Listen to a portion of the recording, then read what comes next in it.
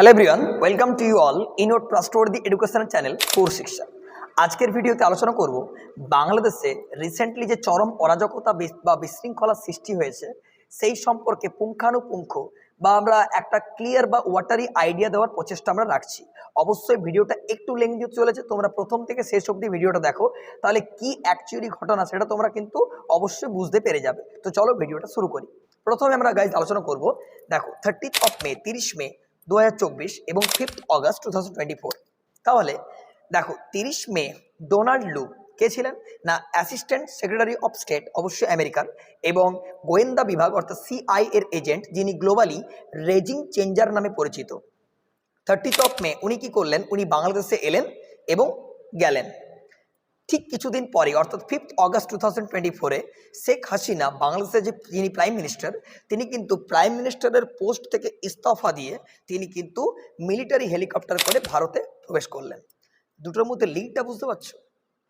30 মে Donald লু এলেন, সফর করলেন, গেলেন, আর 5 অগস্ট শেখ হাসিনা প্রাইম মিনিস্টারের পোস্ট থেকে ইস্তফা দিয়ে তিনি কিন্তু মিলিটারি ফোর্স করে চলে গেলেন কোথায়? ভারতে। তাহলে লিঙ্কটা বোঝার চেষ্টা করো। তাহলে একটা কোশ্চেন জাগছে আমাদের মনে, যে এটা কি শুধুই ছাত্র আন্দোলন নাকি আমেরিকার ষড়যন্ত্র সফল হলো? এটা তো হতে পারে, তাই না? সেটাই আমাদের একটা বিস্তারিত আলোচনা, তাই না? দেখা যাক, কিছু কথা জেনে নিতে হবে। দেখো, ছাত্র আন্দোলন যে একটা হয়েছে এটা আমরা সবাই জানি। ছাত্রর দাবি ছিল যে বাংলাদেশের এই মুক্তিযোদ্ধা ওনাদের যে কোটা সেটা বাতিল করা হোক। বেশ, 6 থেকে 8 মাস ধরে চলা আন্দোলন, সেটা সুপ্রিম কোর্ট, মহামান্য সুপ্রিম কোর্ট রায়ও দিয়ে দিয়েছিলেন যে না ঠিক আছে, এবং বাংলাদেশের সরকারও মেনে নিয়েছিলেন। তাহলে শান্তিপূর্ণ আন্দোলনটা এতটা ভায়োলেন্ট কী করে হয়ে গেল? এটা একটা প্রশ্ন, এটাই জানতে হবে। তো যাই হোক, সেটা জানার আগে কিছুগুলো কথা আমাদেরকে জেনে নিতে হবে। দেখো, দক্ষিণ এশিয়াতে আমাদের আমেরিকার প্রধান রাইভেলরি বলো বা শত্রু বলো কিন্তু চীন, জানি আমরা। বেশ, এদিকে যদি দেখতে যাই যে বাংলাদেশের সঙ্গে ভারতের সম্পর্ক মজবুত, এবং বাংলাদেশের সঙ্গে চীনের যে একটা সম্পর্ক সেটা দিনের পর দিন কিন্তু ইমপ্রুভমেন্ট হচ্ছে বা ডেভেলপমেন্ট ঘটছে, এটা কিন্তু বুঝতে পারা যাচ্ছে। চীনও বহু বিলিয়ন ডলার কিন্তু খরচা করছে চীনে, মানে বাংলাদেশে। তাহলে বাংলাদেশে কিন্তু প্রচুর খরচা করছে কে? চীন সরকার। তাহলে কেন খরচা করছে না? বঙ্গোপসাগরীয় অঞ্চলে তাদের একটা উদ্দেশ্য তো অবশ্যই আছে, কারণ বিনা কোনো কার্য হয় না, তাই না? তাহলে বঙ্গোপসাগরীয় অঞ্চলে তাদের একটা ইচ্ছে যে আমরা একটা সামরিক ঘাঁটি নির্মাণ করব, এবং বাংলাদেশে প্রায় 20 কোটি অসংখ্য একটা বাজার, সে গোটা বাজারটাকে চীন কিন্তু দখলে আনতে চাইছে। যে চীনের প্রবল ইন্ডাস্ট্রি গড়ে উঠছে, সেই ইন্ডাস্ট্রি প্রচুর মানুষ দরকার, তো অবভিয়াসলি যেটা বাংলাদেশ থেকে সহজেই কিন্তু পাওয়া যাবে। তাহলে আশা করবো কনসেপ্টটা ক্লিয়ার, যে বাংলাদেশকে প্রভূত পরিমাণে সাহায্য করছে কিন্তু চীন। অবশ্যই তার একটা স্বার্থসিদ্ধিতে আছে, কারণ চীন শুধু শুধু এরকম খরচা করবে না।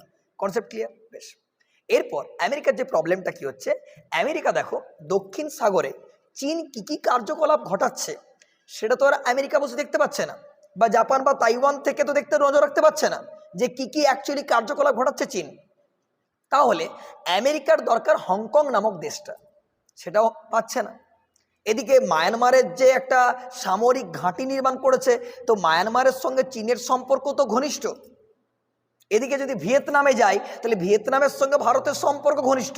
তাহলে আমেরিকার প্রবলেমটা তো এই জায়গাতে, যে অ্যাকচুয়ালি কার্যকলাপের গতিবিধি নজর রাখা তো প্রবলেম পড়ছে। Concept clear? এবারে গল্পটা হচ্ছে যে আমেরিকার তাহলে এটা কেন করলো? খুব ভালো প্রশ্ন। তাহলে আমেরিকার দেখো দুটো প্ল্যান। প্ল্যান নাম্বার এ, একটা সামরিক ঘাঁটি নির্মাণ করা, কোথায়? সেন্ট মার্টিন নামক দ্বীপে। আমেরিকা বহুবার কিন্তু প্রস্তাবটা দিয়েছেন শেখ হাসিনা সরকারকে, যে মার্টিন দ্বীপটা যেন দিয়ে দেওয়া হয় কাকে? আমেরিকাকে, যাতে আমেরিকা ওখানে একটা সামরিক ঘাঁটি নির্মাণ করতে পারে। Concept clear?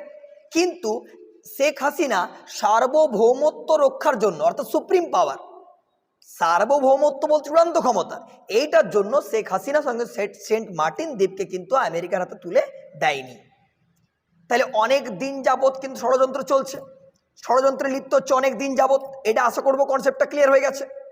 তাহলে এখন গল্প হচ্ছে যে প্ল্যান নাম্বার বি কি না, প্ল্যান নাম্বার বি হচ্ছে বাংলাদেশ এবং মায়ানমারের কিছু অংশ নিয়ে আমেরিকা চাইছে একটা খ্রিস্টান কান্ট্রি আমরা গঠন করব। তার অলরেডি নামও ঠিক হয়ে গেছে, জোগাম, JOGAM, জোগাম।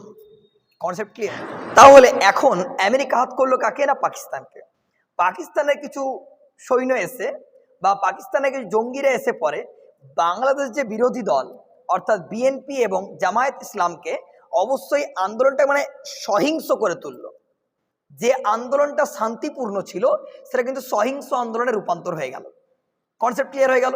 যে ছাত্র আন্দোলনটা শান্তিপূর্ণ ছিল সেটা কিন্তু অশান্তি বানিয়ে দেওয়া হলো বিএনপি এবং জামায়াত ইসলাম দলকে লক্ষ্য করে বা দলকে ভিড়িয়ে দিল। তাহলে এখন আমরা বুঝতে পারছি দুটো পন্থী হয়ে গেল, তিনটে পন্থী হয়, চীনপন্থী, ভারতপন্থী, পাকিস্তানপন্থী। তাহলে এখন আমরা বুঝতেই পারছি যে বাংলাদেশটা এখন পুরোটাই সামরিকের আন্ডারে এবং সামরিক বিভাগটা 3 ভাগে ভাগ হয়েছিল। তাহলে বাংলাদেশের সেনা তাহলে এখন কাদের আন্ডারে চলে গেল? পাকিস্তানের আন্ডারে। আর পাকিস্তানটা কার আন্ডারে? আমেরিকার আন্ডারে। তাহলে আমেরিকা এখন যা চাই তাই পাচ্ছে। তাহলে গোটা যে এই আন্দোলনটা, তাহলে তোমরা কি ছাত্র আন্দোলন বলবে না আমেরিকার ষড়যন্ত্র সফল হলো এটা বলবো? তাহলে আশা করব কনসেপ্টটা ক্লিয়ার করতে পারলাম।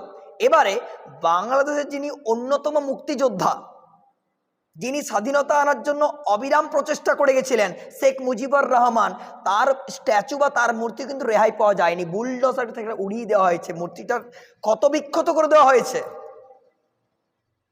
তাহলে আশা করো বুঝতে পারো চরম অরাজকতা, এটা কিন্তু একটা ভূ রাজনৈতিক প্রভাবও তুমি বলতে পারো। আর ভারতের প্রধানমন্ত্রী রিসেন্টলি রাশিয়া সফর করেছেন, সেটাও ভারতের সঙ্গে রাশিয়ার যে সম্পর্ক হচ্ছে সেটাও কিন্তু আমেরিকার একটু বুঝতেই পারছো। তাহলে আমেরিকা চাইছে পুরোটা দখলে রাখবো। আলটিমেটলি এগুলো কি? Display of power. যুদ্ধ মানে কি? ক্ষমতার প্রদর্শন। War is nothing but a business of man killing. What I am telling, war is nothing but a business of man killing. তাহলে যুদ্ধ হচ্ছে মানুষ মারার ব্যবসা। War is nothing but a display of power, ক্ষমতার প্রদর্শন মাত্র। আমার ক্ষমতা দিনের পর দিন বিস্তারিত হোক, এটা চাইছে কি আমেরিকা। তাহলে এটা যখন চলছে, ভারতের কিন্তু নর্থ ইস্টে একটা অস্থিতিশীলতা কিন্তু লক্ষ্য করা যাবে। অস্থিতিশীলতা, কারণ কাশ্মীর অলরেডি অ্যাটাক হবে, আবার অ্যাটাকের মুখে পাকিস্তান জঙ্গিরা আবার অ্যাটাক করতে পারে কাশ্মীরকে। তাহলে সেনা মোতায়েন করা হবে কোথায়? কাশ্মীরে। এমনিতে মিজোরাম, মণিপুর জ্বলছে, আমরা সবাই জানি। তাহলে এই গেল একটা খুঁটিনাটি বা পুঙ্খানুপুঙ্খ বিশ্লেষণ। যদি কোথাও ভুল ত্রুটি থেকে থাকে অবশ্যই ক্ষমা করে দিও বা মার্জনা করে দিও। খুব শীঘ্র দেখা হবে আমাদের নেক্সট ভিডিও নিয়ে। টাটা।